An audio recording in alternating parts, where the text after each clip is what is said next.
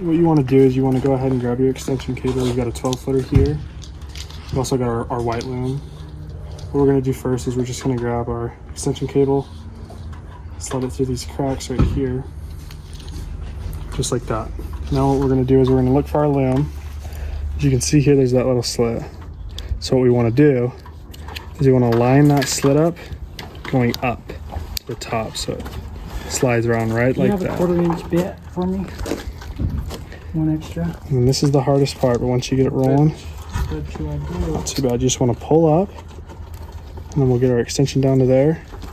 And all you're going to do is just slide it through.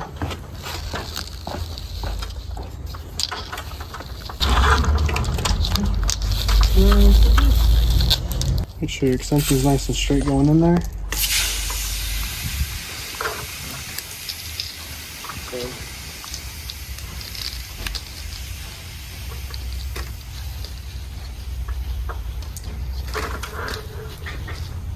And there you go. And then if you want it just to be, this is a 12-foot extension. If we just want it to be 12 feet exactly, we'll probably cut somewhere around right here, and then we'll just tuck the rest of it in.